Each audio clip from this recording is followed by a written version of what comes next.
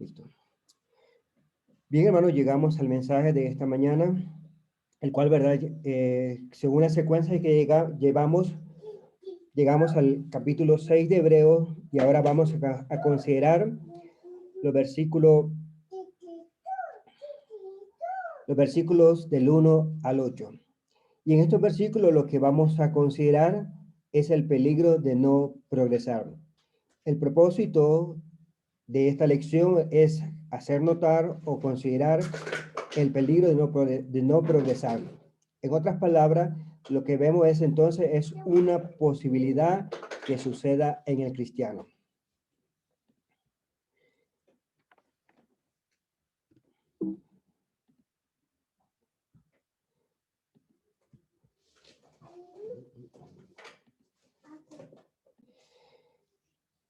Llegamos entonces al capítulo 6, del verso 1 hasta el verso 8, y lo que vemos ahí, hermano, es, en primera instancia, que la vida cristiana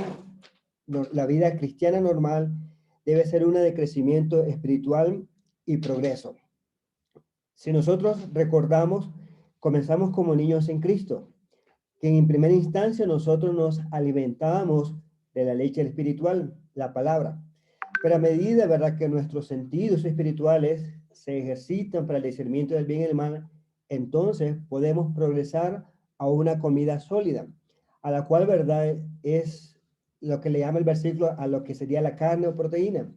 De esta manera, como nos hace ver el apóstol Pedro, crecemos en la gracia y en el conocimiento de nuestro Señor y Salvador Jesucristo. Pero como vimos en una lección anterior, donde se manifestaba la marca de la inmadurez espiritual, no todos crecen como deberían de crecer. Y algunos de los indicadores de madurez, como lo mirábamos en el estudio pasado, era una audición que era tardo para escuchar. En segundo indicio, ¿verdad? Miramos que tenían la incapacidad para poder enseñar a otro. Después de tanto tiempo, no tenían esa habilidad y capacidad para hacerlo. Su dieta era una dieta espiritual únicamente basada en leche. Y a la misma vez, ¿verdad? Lo que se nos menciona o lo que miramos como una de las marcas de inmadurez espiritual, basado en el libro de Hebreos capítulo 5, del verso 11 hasta el versículo 14, que ellos tenían la incapacidad de discernir entre el bien y el mal. Pero si no crecemos espiritualmente como deberíamos de hacer una pregunta. ¿Qué sucede? O consideremos entonces las siguientes preguntas que nosotros, para que meditemos. ¿Es el crecimiento espiritual realmente tan esencial? ¿Hay un peligro involucrado en no progresar espiritualmente? En el texto, ¿verdad?, que nosotros vamos a considerar ahora, del capítulo 6, del verso 1 hasta al verso 8, se nos ven algunas advertencias en el hecho y en el peligro de no progresar, lo cual entonces se nos manifiesta que es posible que el cristiano se encuentre en una situación muy precaria. Comencemos entonces a examinar el texto. En primera instancia, podemos decir lo siguiente: el deber de pensar en la perfección.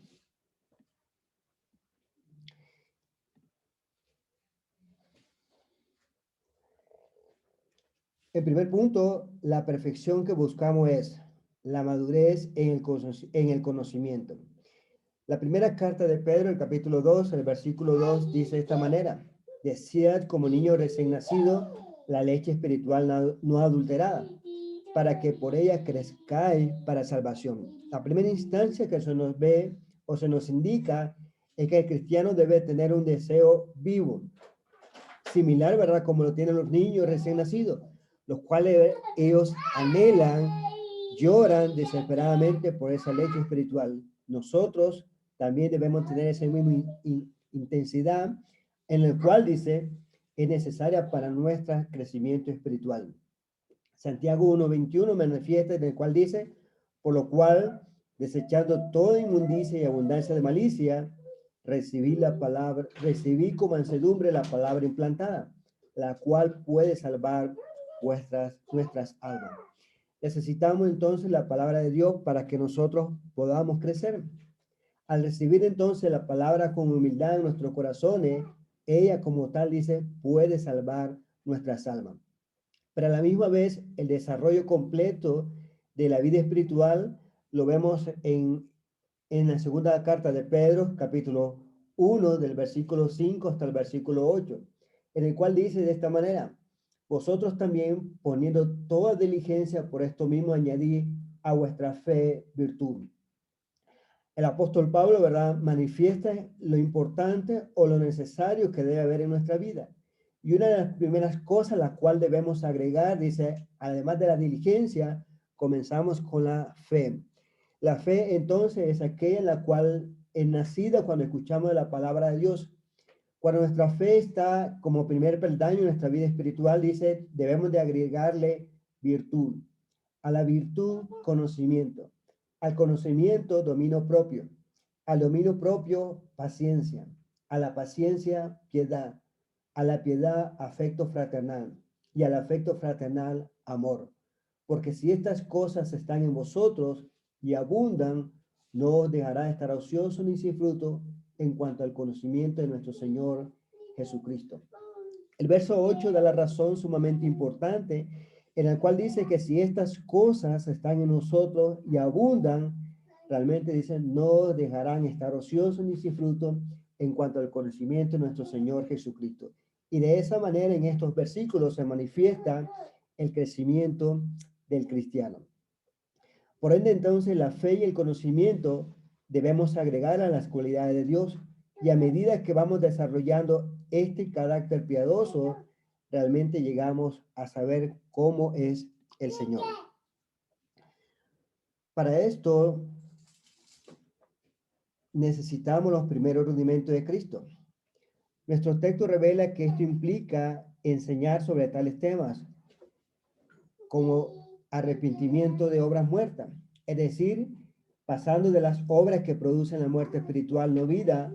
Pablo describe estas obras tales encontradas en Efesios capítulo 2, del verso 1 hasta el versículo 3, en el cual dice de esta manera, y él os dio vida a vosotros, cuando estabas muerto en vuestros delitos y pecados, en los cuales anduviste en otro tiempo, siguiendo la corriente de este mundo, conforme al príncipe de la potestad del aire, el espíritu que ahora opera en los hijos de desobediencia, entre los cuales todos nosotros vivimos en otro tiempo en los deseos de nuestra carne, haciendo la voluntad de la carne y de los pensamientos, y éramos por naturaleza hijos de ira, lo mismo que los demás. El apóstol Pablo, ¿verdad?, menciona que en nuestra vida pasada teníamos todas estas cosas. Y de igual manera, ¿verdad?, eran lo cual nosotros vivíamos en los deseos de nuestra carne. Romanos capítulo 6, el versículo 21 dice de esta manera, pero ¿qué fruto tenías de aquellas cosas en las cuales ahora os avergonzáis? Porque el fin de ella es muerte. La otra cosa, ¿verdad?, que se nos revela en hebreo es fe para con Dios. Es decir, esa convicción de confianza en Dios y su promesa eso es esencia para complacerlo a Él. Efesios capítulo 6, el versículo 11, dice de esta manera, disculpen, es Hebreo 11:6. Pero sin fe es imposible agradar a Dios, porque es necesario que el que se acerca a Dios crea que le hay y que es galardonador de lo que le busca. Esta fe entonces es producida por la palabra de Dios misma. Y lo que miramos entonces, lo que sabemos del texto de Romanos 10:17, en el cual se nos manifiesta que la fe es por el oír y el oír por la palabra de Dios. Necesariamente esta fe va a ser implantada cuando nosotros escuchamos de la palabra de Dios. Ella entonces nos va a generar una fe genuina, una fe, ¿verdad?, en la cual nosotros creemos y deseamos, ¿verdad?, en nuestra vida cristiana. El otro punto, ¿verdad?, que se nos menciona en Hebreos capítulo 6, del versículo 1, ¿verdad?, hasta el versículo 3, en el cual dice de esta manera, por tanto, dejando ya los rudimentos de la doctrina de Cristo, vamos adelante a la perfección, no echando otra vez el fundamento del arrepentimiento de obra muerta de la fe en Dios.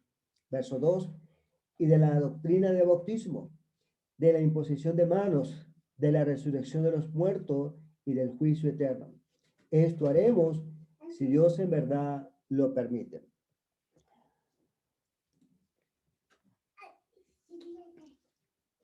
El versículo también menciona la doctrina de los bautismos. En el primer siglo hubo muchos rituales manifestados de esta manera entre las sectas de los paganos y judíos. Esta práctica debe distinguirse cuidadosamente del bautismo cristiano. Así como el bautismo de Juan se distinguió del bautismo de Jesús, así de igual manera, ¿verdad? Nosotros debemos de tener la capacidad de poder distinguir, ¿verdad?, nuestro bautismo o el bautismo de Cristo. La mayoría sabemos, ¿verdad?, de muchas iglesias hoy en día que no están bautizando por las razones indicadas en la Escritura. Ellos entonces de tal manera bautizan únicamente con el hecho de querer permanecer a una secta religiosa. No así, ¿verdad?, con el bautismo que se manifiesta en Cristo, en el cual dice que es para perdón de los pecados. El otro punto, ¿verdad?, que se manifiesta aquí en el versículo 2 del capítulo 6 de Hebreos, diciendo de imposición de manos. En iglesia primitiva, ¿verdad?, sabemos que esto se hizo de varias razones. Vemos en el ejemplo de Jesús, ¿verdad?, y de los otros con el don de curación para sanar enfermos. Por Jesús, ¿verdad?, para otorgar las bendiciones especiales a los demás, como el caso recordamos en el cual Jesús bendice a los niños. Vemos en esa ocasión, ¿verdad?, Jesús imponiendo las manos. Por los apóstoles, también vemos que ellos impartieron el Espíritu Santo. Y en la iglesia, o los padres de la iglesia, encontramos que también impusieron las manos para diferentes servicios. El versículo que vemos en 1 Timoteo, capítulo 5, el versículo 22, la recomendación de Pablo a Timoteo diciéndole es, no impongas con ligereza las manos a ninguno, ni participes en pecados ajenos, consérvate puro. Den en cuenta entonces, hermanos, que la imposición de las manos a menudo iba acompañado con la oración. Y luego, ¿verdad?, la imposición de las manos siendo el símbolo exterior, hermano, la ofrenda. También en el versículo de Hebreos se nos menciona la resurrección de los muertos, en el cual podemos decir que es un tema central en nuestra predicación, como lo fue en la predicación de los apóstoles. También predicaron también predicaron en Jesús nuestra propia resurrección, que es nuestra preciosa sangre. El versículo también hace referencia del juicio eterno, otro tema en el cual es de la predicación de la apostólica, en el cual, ¿verdad?, también se manifestó Pablo en su epístola, como el texto conocido por nosotros en la segunda carta a los Corintios, capítulo 5, el versículo 10, en el cual dice, porque es necesario que todos nosotros comparezcamos ante el tribunal de Cristo. En otras palabras, lo que ve el escritor de los Hebreos diciendo es, cuando nosotros comprendemos estos conceptos, sirve como comienzo de un crecimiento espiritual. Lamentablemente, algunos cristianos han sido, todavía, ¿verdad?, necesitan que alguien les enseñe de los primeros rudimentos. Estas personas, podemos decir, de que siguen siendo niños, que aún necesitan la leche y no de alimento sólido. Pero también necesitamos ir a la perfección una vez que hemos establecido las bases. Sabemos, ¿verdad?, que en el concepto de construcción, lo primero que se edifica o se coloca son las bases. Y luego, ¿verdad?, nosotros comenzamos o continuamos construyendo bajo esas bases. Con una comprensión de la doctrina descrita anteriormente en el versículo 2, estamos listos entonces para recibir un conocimiento más difícil. Tal como nos se menciona en Hebreos capítulo 5, verso 9 hasta el versículo 11, el cual dice de esta manera, y habiendo sido perfeccionado, vino a ser autor de eterna salvación para todos los que le obedecen. Y fue declarado por Dios sumo sacerdote según el orden de Melquisedec.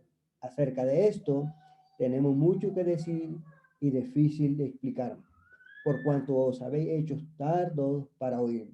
Una vez que tenemos esa base necesaria, podemos, ¿verdad?, llegar a continuar con el conocimiento que para el escritor de los Hebreos mencionaba que era difícil de explicar. Y decíamos anteriormente que se le hizo difícil de explicar, no por lo complicado, ¿verdad?, que era, sino por la comprensión que ellos debían de asimilar este tema, en el cual, ¿verdad?, en los versículos anteriores, miramos que tenían una dificultad para este tema. Y además, podríamos agregar el trabajo de Cristo como nuestro Rey de Reyes y Señor de Señores, como vemos que se manifiesta a lo largo del capítulo 3 de Apocalipsis.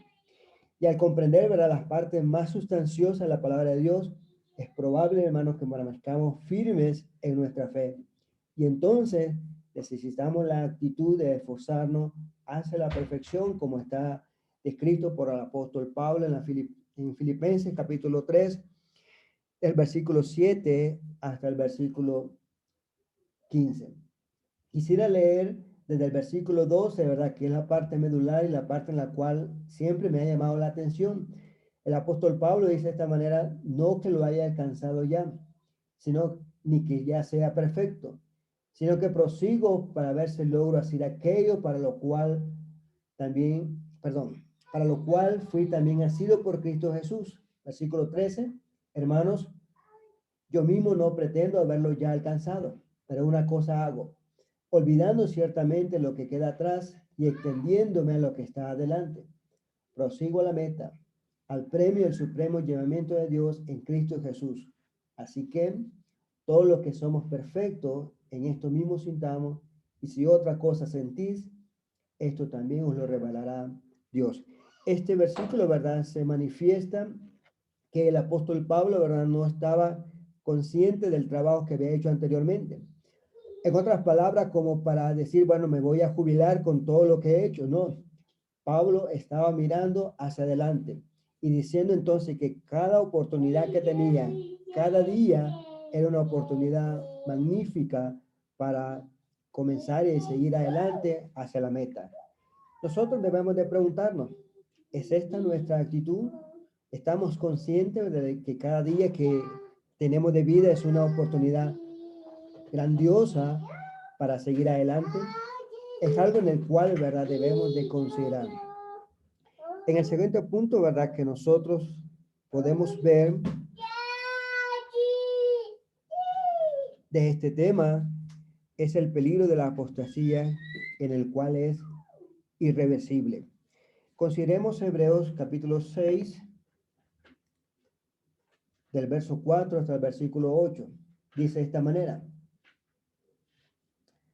porque es imposible que los que una vez fueron iluminados y gustaron del don celestial y fueron hechos partícipes del don del Espíritu Santo, asimismo gustaron de la buena palabra de Dios y los poderes del siglo venidero, y recayeron, sean otra vez renovados para arrepentimiento, crucificando de nuevo para sí mismo al Hijo de Dios y exponiéndole a vituperio.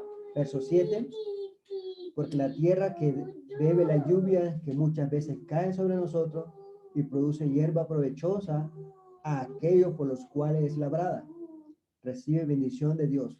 Verso 8, pero lo que produce espino y abrojo es reprobada, que está próximo a ser maldecida y su fin es ser quemada.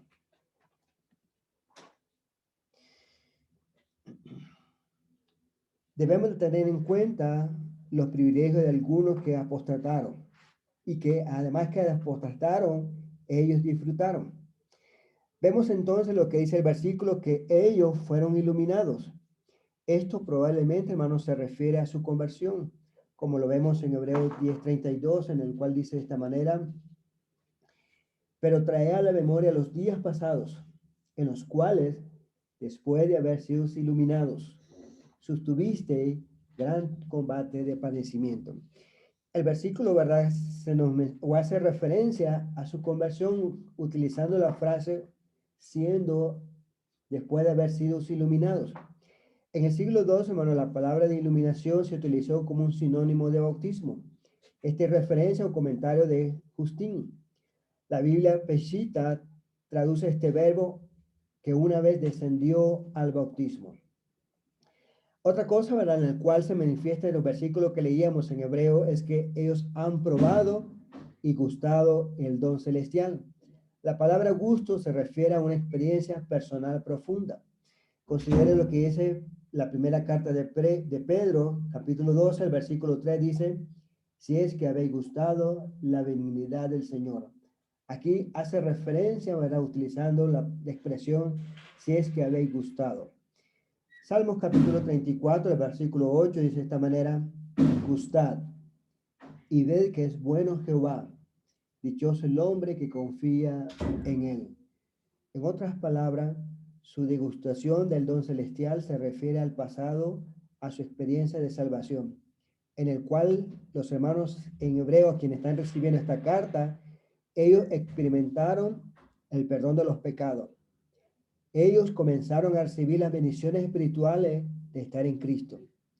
En otras palabras, se describe que vívidamente vivieron la realidad de la experiencia personal de la salvación, que disfrutaron o que disfrutan los cristianos en su conversión, haciendo referencia, ¿verdad?, al bautismo.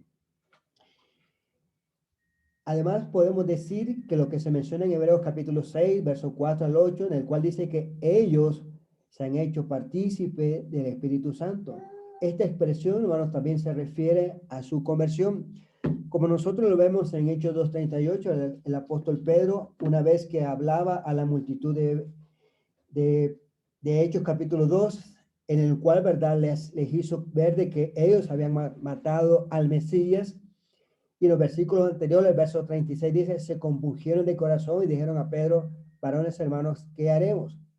Y el verso 38 le dice, Pedro le dijo, arrepentíos y bautícese cada uno de vosotros en el nombre de Jesucristo para perdón de los pecados. ¿Y qué dice la última línea de este versículo? Y recibiréis el don del Espíritu Santo. Los hermanos en hebreo, dice, el escritor hace ver de que consideraran que ellos fueron partícipes del Espíritu Santo.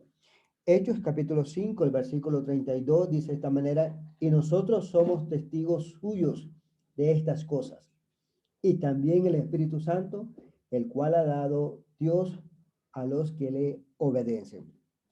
En nuestra conversión, Pablo decía en Hechos 2, verso 38, que recibimos el don del Espíritu Santo. Y ahora en este versículo, ¿verdad?, dice que también somos participantes del Espíritu Santo y es dado a todos aquellos que le obedecen. La palabra partícipe es significativa. En otras palabras, los cristianos somos participantes del llamamiento celestial. Se recuerda lo que se mencionó en Hebreos 3:1, en el cual el escritor de los Hebreos le dice, hermanos santos, participantes del llamamiento celestial. Los hermanos en hebreo, a quienes están recibiendo esta carta, les está diciendo, ustedes fueron participantes del Espíritu Santo. Además, dice, fueron participantes del llamamiento celestial. Ellos entonces fueron participantes en Cristo, como se ven también en el versículo 14 del mismo capítulo 3, en el cual dice de esta manera, porque somos hechos participantes de Cristo, con tal que retengamos firme hasta el fin nuestra confianza del principio. Este versículo también dice que somos participantes de Cristo. Ellos también, dice, fueron participantes en el Espíritu Santo. La otra expresión, ¿verdad?, que se ve en este versículo, dice que ellos han probado la buena palabra de Dios y los poderes de la era venidera. De nuevo, la palabra probado sugiere una experiencia personal. Habían experimentado las cosas buenas, las palabras de Dios, las promesas. Habían experimentado los poderes de la era venidera. Cuando hacemos referencia o decimos de la era futura, es probablemente, ¿verdad?, que se estén situando o viendo desde la perspectiva de la era mesiánica, en el cual, ¿verdad?, desde ese mismo punto se anunció la primera venida de Cristo, y en la cual dice, también será consumado con su segunda venida. Los poderes de la era que habían experimentado ciertamente había incluido el poder experimentado por todos los cristianos. Como lo vemos en Efesios capítulo 1, el verso 19, en el cual dice, y el cual la supereminente grandeza de su poder para con nosotros, los que creemos, según la operación del poder de su fuerza. Efesios 3:20 también menciona, y aquel que es poderoso para hacer todas las cosas mucho más abundantes de lo que pedimos o entendemos, según el poder que actúa en nosotros. Nótese, ¿verdad?, lo que el apóstol Pablo dice, que el poder actúa en nosotros. Y fue manifestado, ¿verdad?, cuando nosotros fuimos salvados, fuimos obtenidos, ¿verdad?, obtuvimos el perdón de nuestros pecados a través de la salvación. Efesios 6:10, ¿verdad?, también se manifiesta diciendo, por lo demás, hermano mío, fortaleceos en el Señor, en el poder de su fuerza. Pero quizás incluso las señales y maravillas con varios milagros y dones del Espíritu Santo, como se menciona en Hebreos 2:4, en el cual dice que ellos fueron testigos. Y que dice el versículo textualmente, testificando Dios juntamente con ellos, con señales y prodigios y diversos milagros y repartimiento del Espíritu Santo, según su voluntad. ¿Puede alguien ser diferente a los verdaderos cristianos que tuvieron una vez, repito la pregunta, ¿puede ser alguien diferente a los verdaderos cristianos que creyeron en Cristo? Todas las cosas, ¿verdad?, que el escritor de los Hebreos menciona que ellos habían sido partícipes, nosotros hoy en día también somos partícipes de esto. Pero noten, hermanos, cuántos han caído. Ahora el escritor de los Hebreos dice, era imposible renovarlos nuevamente el arrepentimiento. Después de haber gozado todas estas cosas, el escritor dice, es imposible. Vemos entonces que es evidente que el cristiano puede caerse. Hay esa posibilidad. El apóstol Pablo advirtió que uno puede volverse, uno puede ser separado nuevamente de Cristo y caer de la gracia. Es lo que vemos en Gálatas capítulo 5, el versículo 4. De Cristo os desligaste, de Cristo os desligaste, los que por la ley os justificáis, de la gracia habéis caído. La versión traducción del Nuevo Mundo manifiesta o dice de esta manera de que hemos sido separados de Cristo. Entonces, este versículo nos hace latente la posibilidad que el cristiano puede caer. Pedro describió a los que una vez fueron salvos, cuyo su último final, dice, es peor que el primero. Ese versículo lo encontramos en la segunda carta de Pedro, capítulo 2, el versículo 20, en el cual dice de esta manera, ciertamente, si habiéndose ellos escapado de la contaminación del mundo, por conocimiento del Señor y Salvador Jesucristo, enredándose otra vez en ella, son vencidos. Su postrer estado viene a ser peor que el primero. Verso 21, porque mejor les fuera sido no haber conocido el camino de la justicia, que después de haberlo conocido, volverse atrás del santo mandamiento que les fue dado. Pero les ha acontecido lo del verdadero proverbio. El perro vuelve a su vómito y la puerca lavada a revolcarse en el cielo. Este versículo de Pedro es muy fuerte, en el cual, ¿verdad?, manifiesta un estado en el cual dice llega a ser peor que el primero. Una situación, ¿verdad?, totalmente lamentable. En tal estado menciona, o se puede decir en esto, que aquí aprendemos, ¿verdad?, que uno puede caerse y en este punto, ¿verdad?, el rescate está más allá, es difícil. En otras palabras, no podemos decir cuándo una persona llega a ese punto, pero hay un punto donde este versículo menciona donde la renovación se vuelve imposible. En tal caso, ¿verdad?, como decía en Hebreos capítulo 6, del verso 4 al versículo 8, crucifican para sí mismos al Hijo de Dios y lo ponen en vergüenza. Este no es un cristiano que peca por debilidad o ignorancia, sino que este es uno que rechaza abiertamente a Cristo y en público, en aquel cuyo corazón ha sido endurecido por el pecado, que en incredulidad se ha apartado de Dios viviente. Es uno que desprecia a Jesús, su sangre y el Espíritu Santo y el Espíritu de la gracia. Una cosa, hermano, es ceder al pecado en contra de la nueva vida en Cristo. Otra cosa es abandonar esa nueva vida. Por eso puede suceder que si no nos cuidamos, podemos, ¿verdad?, continuar, ¿verdad?, en la perfección. Hermanos, debemos de tener en cuenta la temerosa destrucción reservada para ellos. Al igual que las ramas, ¿verdad?, que no producen o que son improductivas, son rechazadas, cuyo fin, ¿verdad?, es para ser quemado.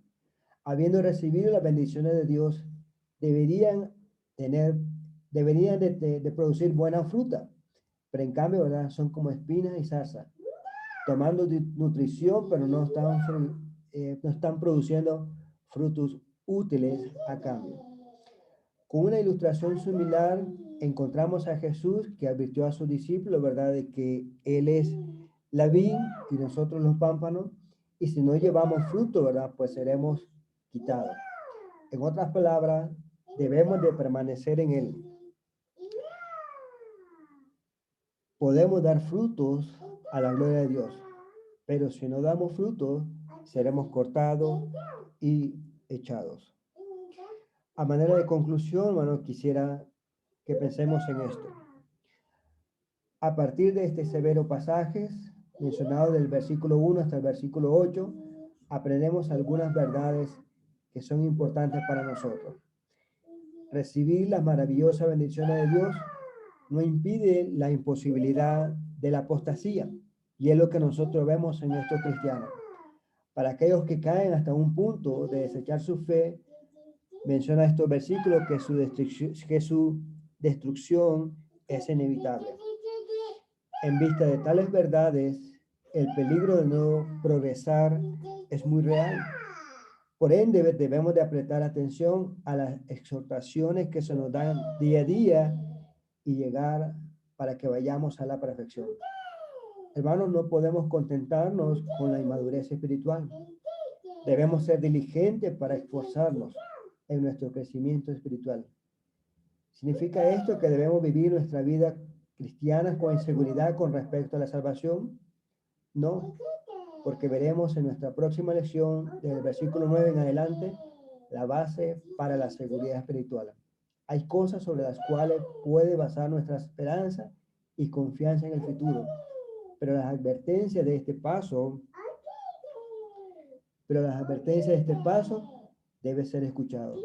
Hermanos, ¿qué estamos haciendo con las bendiciones que hemos recibido? Las estamos considerando, ¿verdad?, como los cristianos en hebreo, ¿verdad?, que fueron partícipes de todas estas bendiciones. Consideremos y meditemos, hermano, en esto. Debemos de crecer, debemos de avanzar día a día y sobre todo, hermano, ser diligentes.